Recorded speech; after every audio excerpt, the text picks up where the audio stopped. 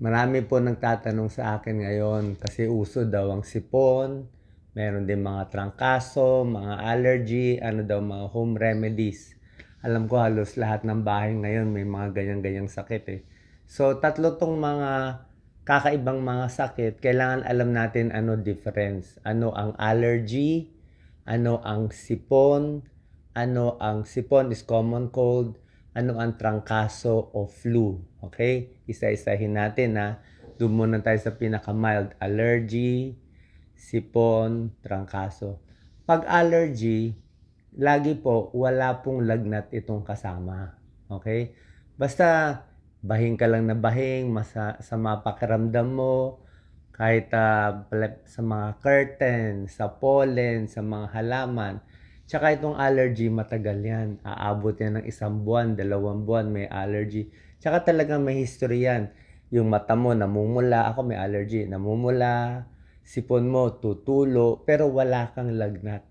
Masarap pakiramdam mo. Wala kang body pains. Wala kang nararamdaman. Allergy po ang tawag dyan. So, ano gamot sa allergy?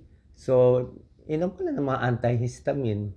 Yung mga anti-allergy, mga loratadine, yung mga ibang binibigay natin para sa anti-allergy. Second naman, sipon. Okay? Ang sipon, common cold virus na to.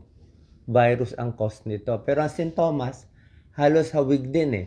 Ang difference lang sa sipon, tulad na sinabi sipon, marami talagang sipon. At dapat medyo light colored lang, parang tubig-tubig lang siya. Ayaw natin yung sipon maging kulay berde o green. 'Di ba? Pag ang sipon ng bata naging berde na o green, tapos baka sa tenga pa may luga pa lumalabas, ibang usapan mo po 'yan. So nagkumpisa 'yan sa sipon, nagkaroon ng bacterial infection. So kailangan na ng antibiotic basta naging berde na yung sipon. Antibiotic, kahit ano, binibigay ng mga doktor, merong Augmentin, merong Amoxicillin, usually mga 1 week po yan. Pero sa ordinary na sipon, na light colored lang, common cold, dahil sa virus, hindi na po ginagamot to talaga. Kusa na lang gumagaling. Ang sipon, gagaling siya mga within 5 days, dapat gumaling na eh. Within 7 days, dapat gumaling na. Pinakamatagal na siguro 1 week eh. Merong iba umaabot ng 2 linggong sipon. Medyo rare yon. Basta pag sipon nyo lampas na ng 1 week, baka allergy na yon. Pakita kayo sa doktor nyo para ma-differentiate natin. Ang sipon din, pwedeng medyo umiinit ka konti. Pwedeng parang sa hapon parang lalagnatin. Siguro between 37 hanggang 38 ang temperature. Minsan pinapawisan.